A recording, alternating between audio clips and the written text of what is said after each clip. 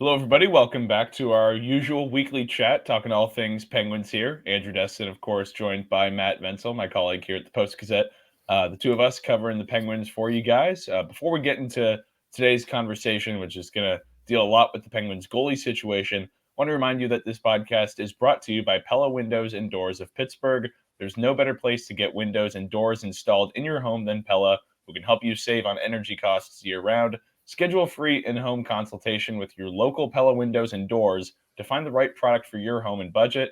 Give them a call at 866-593-1560 to discuss your project further. Again, that's 866-593-1560 to get started planning on your new windows and doors installation with Pella Windows and Doors of Pittsburgh.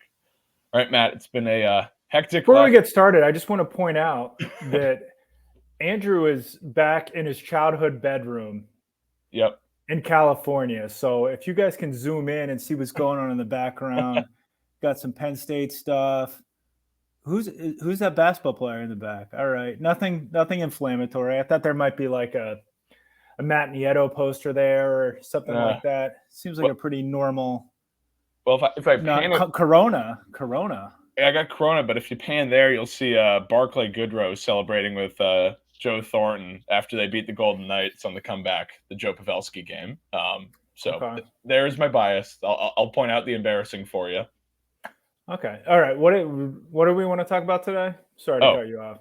No, please. I had a hunch that was coming. I didn't think it would be that early in the podcast, but I'm glad we got it in.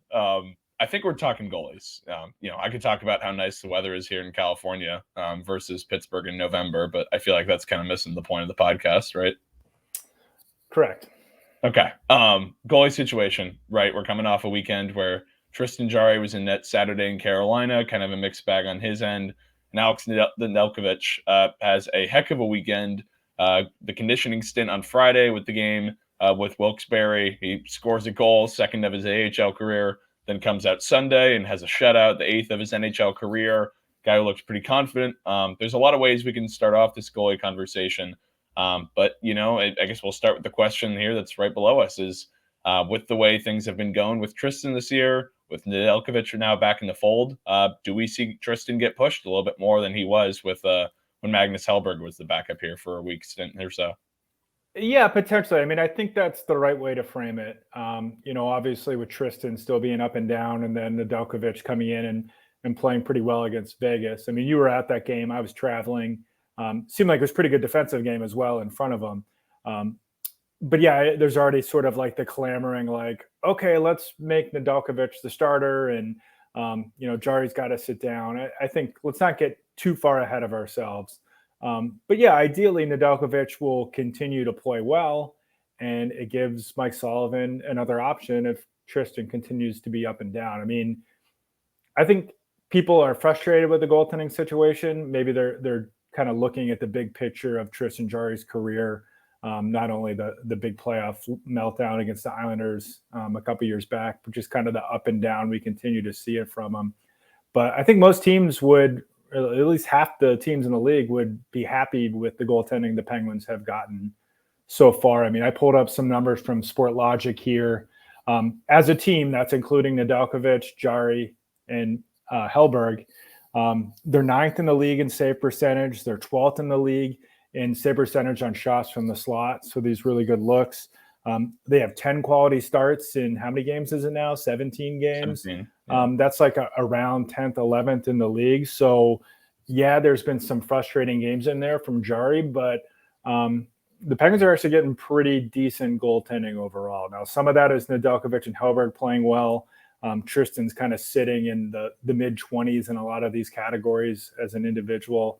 But the Penguins have actually gotten pretty solid goaltending overall. And, I think Hellberg did well. Obviously, Mike Sullivan was hesitant to put him back out there. He was riding Jarry, and maybe that was part of it, was trying to get Jarry going. But, yeah, we'll see if Nedeljkovic can do it. Tristan really hasn't been pushed since Matt Murray left town. It seemed like he really responded to that challenge and won the job from Matt Murray. Casey DeSmith, who's actually playing pretty well for Vancouver, just was never really able to do it. It was clear that he was there to support Tristan and not push him. So maybe Nedeljkovic gets it going. I'm a little skeptical just because we're talking about 3 games here so far from Nedeljkovic. It's not a huge sample size. You kind of look at the previous 2 years. But anyways, that was just a lot of word vomit from me. Respond to something. Blink. Let us know you're still alive. Okay. I'm still here. Don't worry. It's not like I flew across the country or nothing. My big takeaway from that is one point that kind of stands out to me, and I guess I didn't previously consider, was the work of the guys in front of whoever's in net. And you kind of touched on it there of what the defense is letting up. Has that been a different effort that you think the Penguins have put forth that maybe is a more, I don't want to know if stringent is the word to describe this team, because, I mean, we've talked about how offense is really what this team is predicated on, but is the work in front maybe what's contributing to, so, because it's some standout games, right? Where I think they've got 4 shutouts as a team. Jarry's 5 now. So, like, you look at these lists, it's, there's some games where there really are some stonewalling defensive efforts. Is that a consensus across the board, or are those more aberrations rather than the truth of what this team has put forth on the ice in front of whoever's in net? Yeah, and it should be noted, I mean, obviously with 5 shutouts, it's gonna skew some of those numbers I was spitting out earlier. Because 16, 17 games isn't a massive sample size, but those shutouts still happen. But yeah, I think the defensive effort, the turning point, really, maybe it'll be a turning point for you personally, Andrew, is they went out to California and they got some stuff figured out. So we'll see if that happens to you. But it was a difference. Like, they had that game where against the Ducks before they went out there, when they allowed just that back-breaking shorthanded goal with 11 seconds left. And they went out to California and sure, they played San Jose, and that helped kind of get them going. But their defensive efforts have been so much better since then. And, it starts with their decisions with the puck. I mean, they're not having these, brutal giveaways as many as they were previously. That helps, and not allowing a bunch of rush chances. They've kind of changed up the way they forecheck a little bit. I mean, they're kind of sitting back.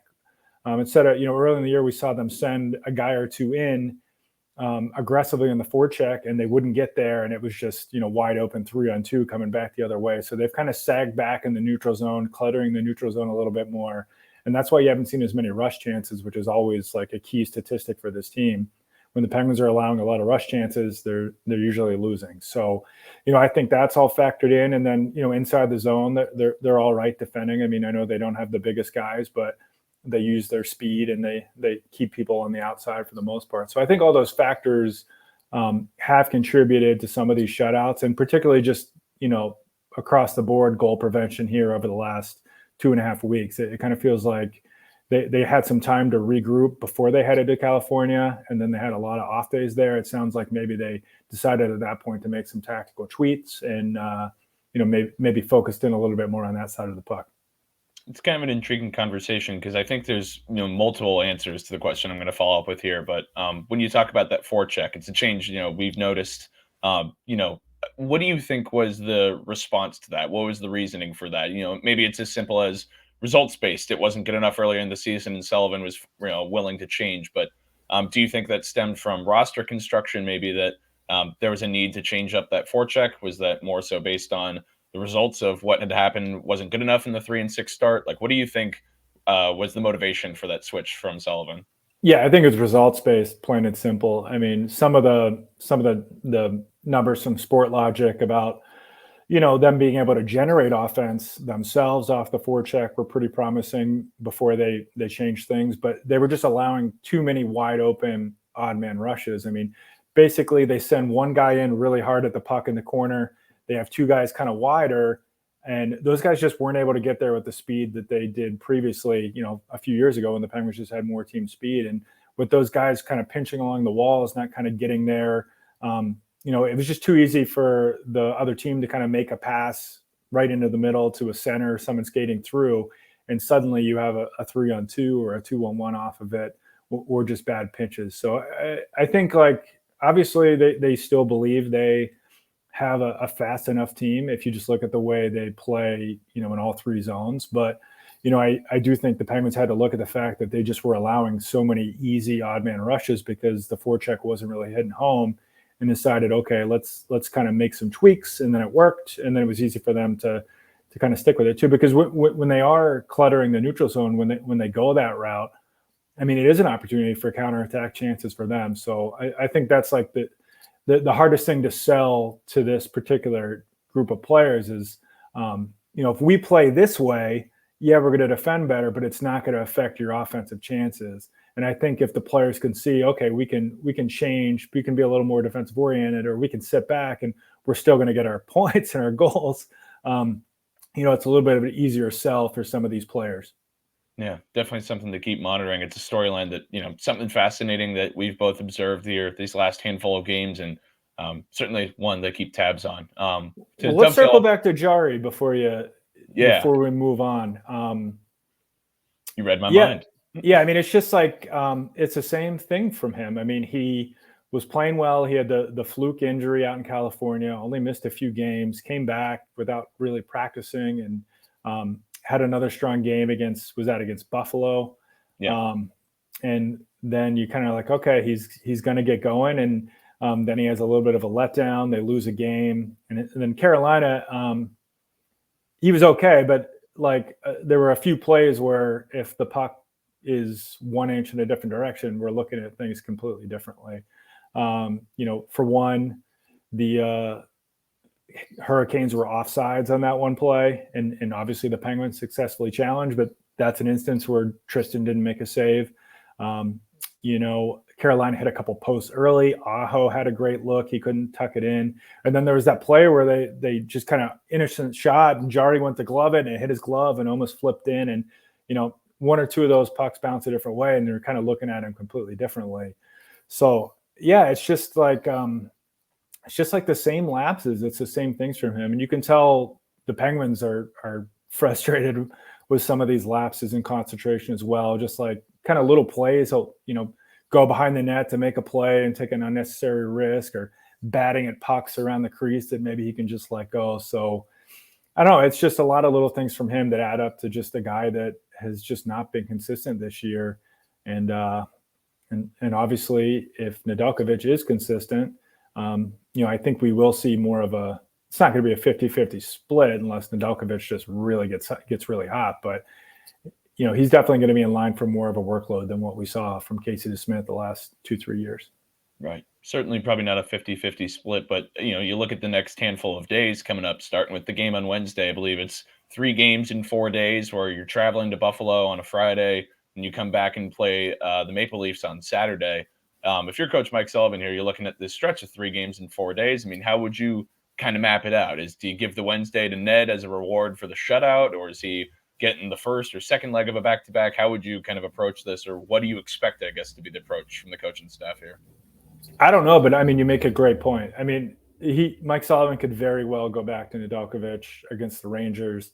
That's who they play Wednesday, right? Yes. Yeah. It's a big game, division game. They just dropped a couple in the division, this past week, and Nedeljkovic played well. I could see him going back to him. So I think it's going to be telling what he ultimately decides to do, because whoever plays Wednesday is going to be getting 2 out of the next 3.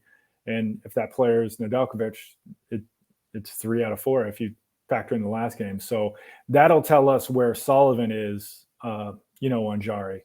If he wants to stick with him and let him get going. But if he says, okay, we're going to go with Ned against the Rangers, then that maybe suggests that Ned is going to have a chance to run with the crease for a little bit. Yeah, certainly something to watch for here during some important games for the Penguins, just in terms of divisional standings, as well as, a trio of Eastern Conference foes. So certainly some games to monitor, but especially who's going to be in net there for the Pens. Pivoting now. There's a very important Nedeljkovic thing that we must discuss. Oh, yeah? And it's not even a goal. The dude scored a goal over the weekend, and it wasn't even the most interesting thing that he did. So he just walked into the locker room after that game with a Myles Garrett jersey on. Yep, same one that you and I saw him in practice, 4 or 5 days ago.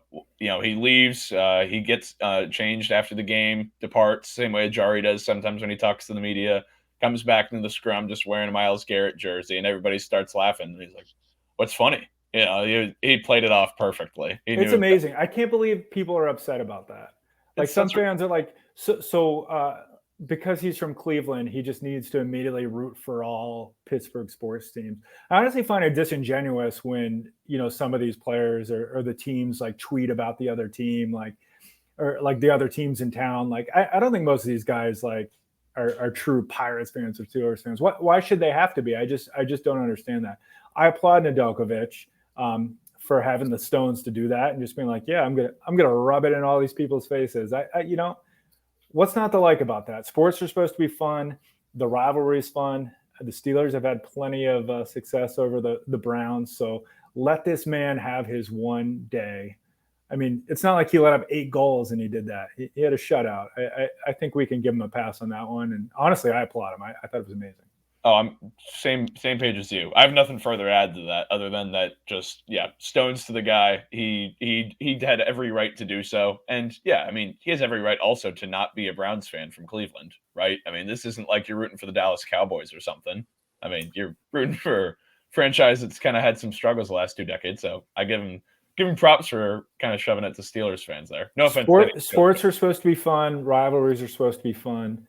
I mean, think about it like if there's a John Gibson, I don't know, if John Gibson played for the Columbus Blue Jackets and wore a Steelers jersey after a game, everybody would love it here. So it's just kind of think about it from the other side of it would be my advice. I'm just glad you and I see eye to eye on that. I thought it was awesome, and I tip the cap to stick taps to to Alex Nedeljkovic on that one. Love it. Some housekeeping here now, moving into some of the roster stuff. Kind of has perked up the last couple of days. Just a lot to discuss with Vinnie Hinostroza, of course, had gotten in the lineup for a handful of games since he got called up from Wilkes. Was injured in that Carolina game that you were covering out in Raleigh and did not play Sunday night. Jeff Carter slid in for him, and Chad Ruhwedel left halfway through the third period. Was injured in Sunday night's game. Afterwards, Sullivan said that he's still being evaluated, but we talked about it so much in the preseason about how much the Penguins' depth would be challenged in the bottom 6 in particular, but also with that third pair of defensemen, just based on how many guys they brought into camp. We might be seeing that happen here for sure.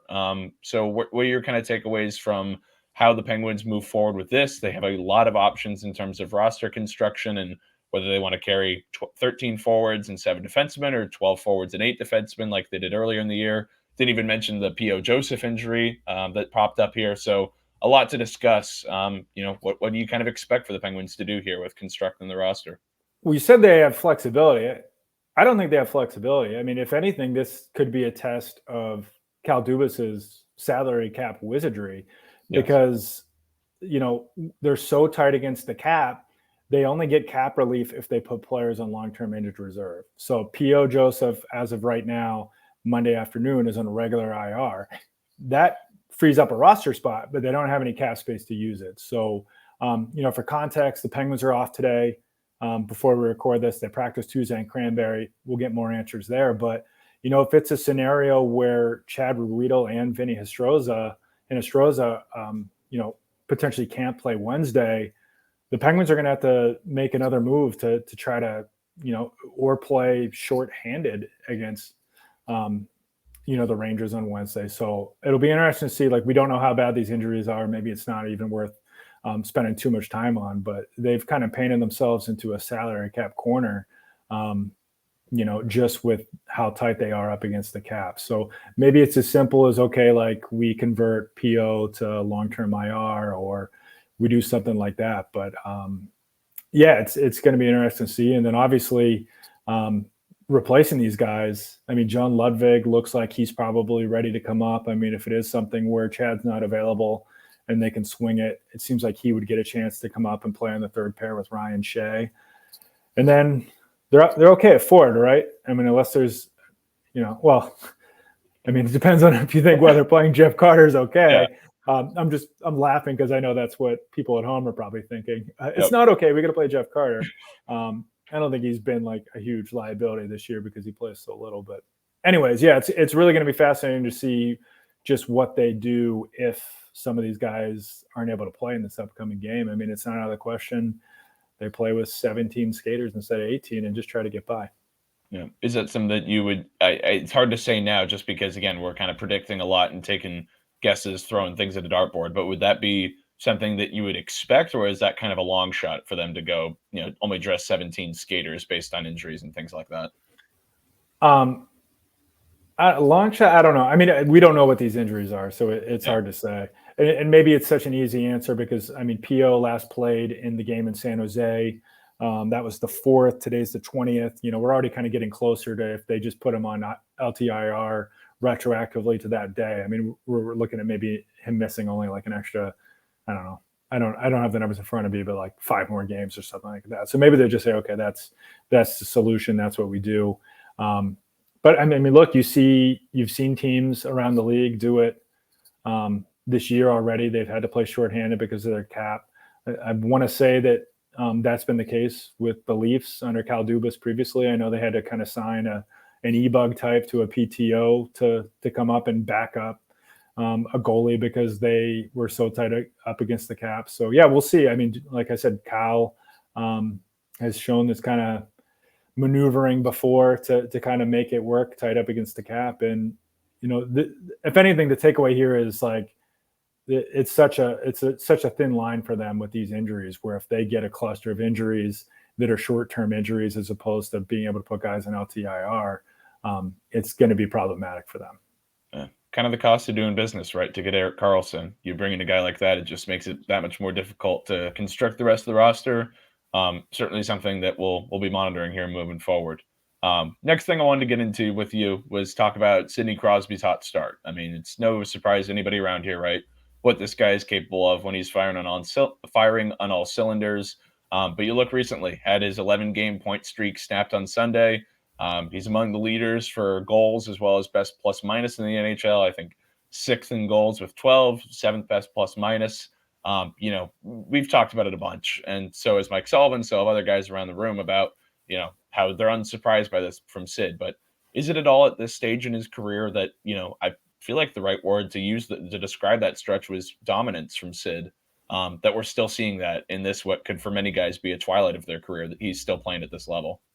Yeah, it's wild because like we expect it. I mean, you just expect him to continue to be awesome. And eventually there's going to be a point in time, maybe when he's like 68 years old, where he's not going to be awesome. He'll just be like a league average NHL player. But it really is wild. I mean, I shouldn't say it's surprising. I mean, one, he's just an all-time great, and that's a combination of talent and drive and conditioning.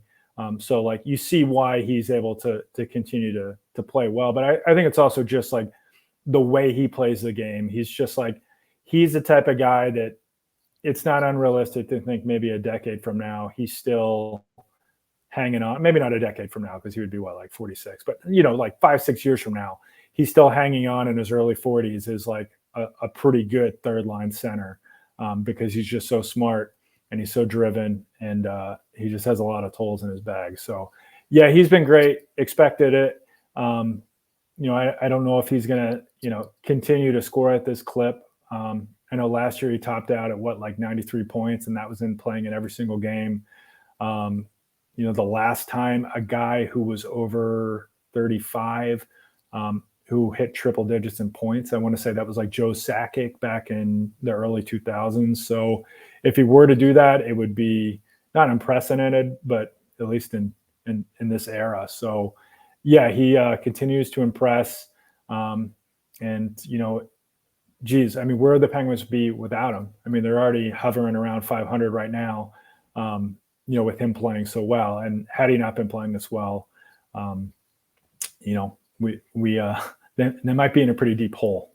Right. Yeah. It's so impressive just on both ends too. I mean, we talk so much about what he does offensively, but the thing that's really stood out to me, this being the second year covering the team, is just, any person watching this podcast knows how good he is defensively. But again, at this stage, like how smart of a player he is on the forecheck, what he provides for them in that avenue. The conditioning is, unparalleled, really, I feel like, among the forwards. I mean, you can certainly look at the defensemen at Chris Letang and Erik Karlsson as two guys who are incredibly conditioned in their own right. But what Sid shows in that regard, just the way that it's a conscientious two-way game, it jumps off the page to me, at least it feels like. Yeah, and another note, I mean, just with this production, how much of it has come at 5-on-5? The power play isn't even going. I mean, if the power play was really clicking, he would be right up with, atop the league with some of these guys. So it just goes to show you that, he's done so much of this at 5-on-5, whereas a lot of the guys piling up points, they've definitely had a little bit of a bump from what they were able to do in the power play. Yeah. Another unit that, we've talked about of, that's one that's kind of struggled, but for what it's worth, Sunday night at PPG Paints Arena, the crowd did like the first power play, the opportunities they generated off that, but of course came up fruitless. So certainly a unit we'll still keep tabs on. With that, I think it's time we transition into stick taps. Am I up first, Matt, or is this all you? I mean, you're the host. You're in your childhood bedroom. I feel like you should get the pick. Well, in that case, I guess I'll go first and feel the wrath of it after, because I know exactly what's coming here. Stick taps go out to Noel Chari. Got off the schneid with his first goal as a Penguin in his 17th game, and of course, really enjoyed getting to write about him for the story that's live on our site here on Monday. There it is. Mm-hmm. Yeah, the whole reason. Just give yourself a stick tap. I'd like to give a stick tap to myself for writing an awesome Noel Chari feature. Everybody go read it, and then you just log off. It'd be kind of, it'd be cool. I don't have that in my bag, but I'd feel really cool doing it. Now, did you purposely time it to come right after his 400th career game as well, or was that just a coincidence? Coincidence on the 400 career games, but I'm just the master of timing. That he scores his first goal and then a feature comes out the next morning. I mean, that I planned that. See, they're gonna think we planned it like it's been in the bag and they were just waiting for him to score, and then we're like, let's run it. But nope, just pure coincidence. But stick taps to him and stick taps to you. It's a great story. Everyone read it. Thanks, Matt. I appreciate that. That got me in the heart. That feels good. Okay, let's not get carried away here. My stick tap, I'm going to go another milestone. Geez, it feels like we do this every week, but Chris Letang, 700 career points, becomes, I think, the 28th defenseman in league history, 10th to do it with the same team to hit that. And obviously, like anytime Chris hits a milestone, you just can't help but admire and take note of the fact that he is doing it after having multiple strokes and a pretty serious neck injury.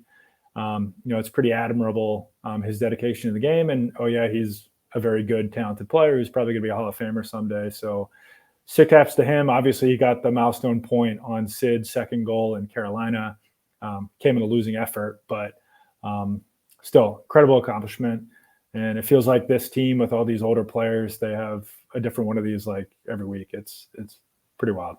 Yeah, I think Mike Sullivan said as much on Tuesday after the game in Columbus about Sid passing Guy Lafleur, and I was like, yeah, that's kind of an accurate way of putting it. I feel like it's every week there's something new, but it's going to be hard. And we're always like, hey, can you talk about Sid being great again? Like he should just have like a pre-recorded message that he just like plays. Like, here you go, hang on, hits a tape record or like a recorder, and it just plays it back. I mean, it's going to be hard. It's like he always has to answer these questions, and he's probably running out of things to say if he hasn't already. Yeah, it's repetitive because it is. If they keep being successful, they keep doing great things. Well, you're probably going to say something similar. It's not like you're going to say, oh, well, this accomplishment is far superior to the other one, right? I mean, is this you talking about your Chari feature again? I think I'm going to log off now. I think I'm done. We probably should anyways. On that note, thanks everybody for tuning in. Appreciate the viewership as always. Be sure to follow along with all of our content covering the Penguins, as well as the rest of the coverage there at the Post-Gazette at post-gazette.com. For Matt, I'm Andrew. Thanks for tuning in, everybody, and we will catch you all again next week.